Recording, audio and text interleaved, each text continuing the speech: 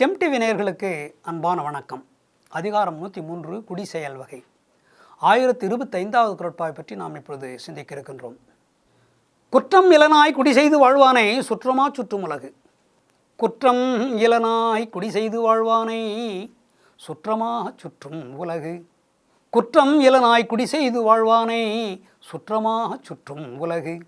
ஒரு நல்ல ஆற்றலுள்ள அறிவுள்ள குடும்பத்தை முன்னுக்கு எடுத்து செல்லக்கூடிய ஒரு ஆண்மை உள்ள நல்ல ஆண்மகன் இருந்தால் அவனை இந்த உலகமே பாராட்டும். இந்த உலகத்தில் எந்த மூலையில் கேட்டாலும் அவனுடைய பெயரை அங்கே ஒலிக்கும். அந்த மனிதரா, அந்த ஊரை சேர்ந்த அந்த மனிதனா மிக உயர்ந்தவன். என்ன அறிவு! சுந்தர் பிச்சையை தேர்ந்தெடுத்து பல கோடி ரூபாய் ஒரு மாதத்திற்கு சம்பளம். சுந்தர் பிச்சை ஏன் தேர்ந்தெடுத்தார்கள்? அவ்வளவு அறிவு, தொழில்நுட்பத்திலே அவ்வளவு ஆற்றல். தேடி வந்து அழைத்து செல்கிறார்கள். பல கோடி ரூபாய் வருமானம் ஒரு மாதத்திற்கு. எந்த ஒரு மனிதன் அறிவாற்றலே சிறந்திருந்தாலும் அவனை தேடி வாய்ப்புகள் வரும். நல்ல ஆண்மகனாக உழைப்பு உழைப்பு உழைப்பே எனக்கு தெய்வம், செய்யும் தொழிலே தெய்வம், எழுத்து தெய்வம் எழுதுகோலும் தெய்வம் என்று பாரதி சொல்வான்.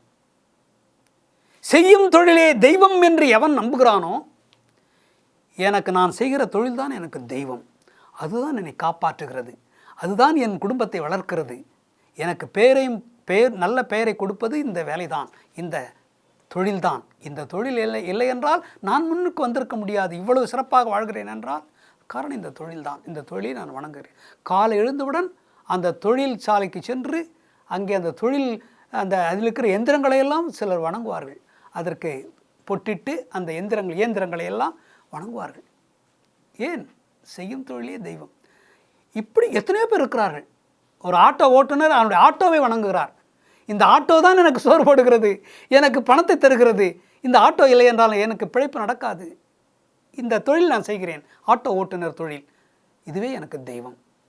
ஒவ்வொருவரும் அப்படி நினைக்க வேண்டும். குடும்பத்தை குற்றம் இலனாய் எந்த தவறும் செய்ய மாட்டேன், ஆனால் என் குடும்பத்தை நான் உயர்த்துவேன். ஏன் தவறு செய்ய வேண்டும்? எத்தனையோ வழிகள் இருக்கின்றன பிழைப்பதற்கு. வழியா இல்லை? பிழைப்பதற்கு வழியா இல்லை? யோசனை செய்து பார்க்க வேண்டும். நமது படிப்புக்கும் நமது உடல் திறனுக்கும் ஏற்ற தொழில் இருக்கிறது. அதாவது குறைந்த படிப்பு படித்தவன் அதிக படிப்பு படித்த ஒருவனுக்கு கிடைக்கிற வேலைக்கு ஆசைப்படக்கூடாது. நாம் என்ன தகுதி இருக்கிறதோ அந்த தகுதிக்கு தகுந்த வேலை நாம் செய்வதற்கு ஆர்வமாக இருக்க வேண்டும். அது உன்னை உயர்த்தும். தகுதி இல்லாதவனெல்லாம் ஒரு பெரிய வேலைக்கு ஆசைப்படுவது என்பது அவன் வாழ்வுக்கு அது சரிப்பட்டு வராது. அவன் வாழ்வில் முன்னேற முடியாது. படிப்படியாக முன்னேறலாம். ஒரு மனிதன் சாதாரண வேலைக்கு, பிளேட்டு துடைக்கிற வேலைக்கு, உணவகத்திலே பிளேட்டு கழுவுகிற தட்டை கழுவுகிற வேலைக்கு ஒருவன் சென்றான். அதன் பிறகு அவனுக்கு வேறு வேலை கொடுத்தார்கள், இந்த உணவு சப்ளை செய்வது. அதன் பிறகு பில் போடுவது, அந்த பணிக்கு அமர்த்தினார்கள். அதன் பிறகு அவனுக்கு மேற்பார்வையாளராக ஒரு பதவி கொடுத்தார்கள். சூப்பரண்டென்ட் மாதிரி எல்லா வேலையாட்கள் எப்படி செய்கிறார்கள் என்று அந்த பதவி கொடுத்தார்கள். அதன் பிறகு கொஞ்சம் பணம் வந்து அவனுக்கு கிடைத்தது. தனி ஒரு உணவகமே அவன் ஆரம்பித்தான். அவனே ஆரம்பித்தான் ஒரு உணவகம். அதன் பிறகு வளர்ச்சி அடைந்து மிகப்பெரிய 5 ஸ்டார் ஹோட்டல் என்று சொல்கிறார்களே, அதே போல் மிகப்பெரிய உணவகத்தை ஆரம்பித்து எல்லோரும் பாராட்டுகின்ற அளவுக்கு படித்தவர்களெல்லாம் அவனை பார்த்து வணங்குகிறார்கள். மிகப்பெரிய செல்வந்தனாக மாறிவிட்டான். அதே போல் இந்த ஜவுளி கடைக்காரர்கள் கூட சில பேர் இருக்கிறார்கள்.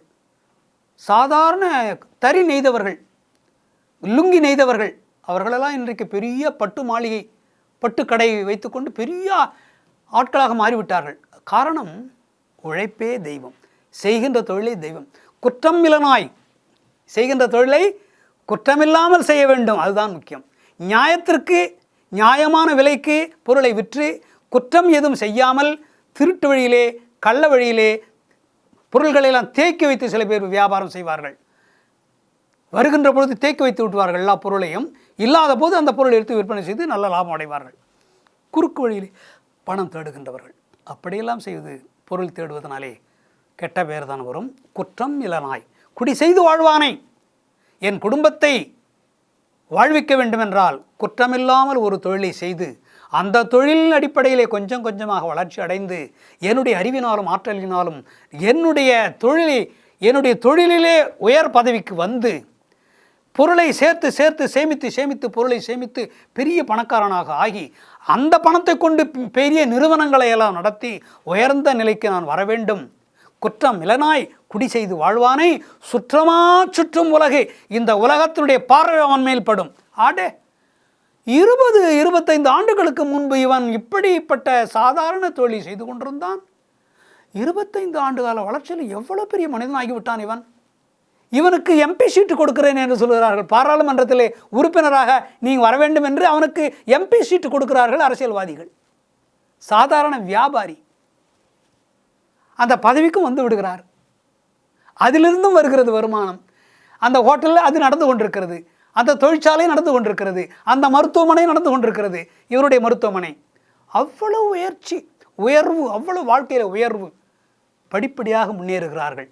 ஆகையினாலே குற்றம் இலனாய் குடி செய்து வாழ்வானை சுற்றமா சுற்றும் உலகே, இந்த உலகமே அவனை சுற்றி சுற்றி வந்து அவன் வளர்ச்சியை பார்த்து பாராட்டி பெருமிதம் கொள்ளும். ஆஹா, இப்படி இருக்க வேண்டும் ஐயா மனிதன் என்றால். எந்த நிலையிலிருந்து சாதாரண நிலையிலிருந்து இவ்வளோ உயர்ந்த நிலைக்கு வந்திருக்கிறார். உழைப்பு தான் அவளுக்கு உறுதுணையாக இருந்தது. உழைப்பே உயர்வை தந்தது. இவ்வளோ உயர்ந்த நிலைக்கு வந்ததற்கு உழைப்பு தான் காரணம். நம்முடைய பிரதம மந்திரி அவர்கள் கூட டீ கடையிலே டீ மாஸ்டராக இருந்தார் என்று சொல்லுகிறார்கள். இன்று அவர் இந்த நாட்டிற்கு பிரதம மந்திரியாக இருக்கிறார். முயற்சி எடுத்தால் எவ்வளோ பெரிய முன்னேற்றத்தை அடையலாம் என்பதற்கு இதெல்லாம் ஒரு சான்று ஆதாரங்கள். இப்படி திருவள்ளுவர் சொல்லுகின்றார், குற்றமில்லாதவனாக இந்த தொழிலே தெய்வமாக நினைத்து நீ படிப்படியாக முன்னேறினால் இந்த உலகமே உன்னை பார்க்கும், வியந்து பார்க்கும், உலகமே பாராட்டும் என்று இந்த குறட்பாவிலே சொல்லுகின்றார். மீண்டும் நாளை சந்திப்போம்.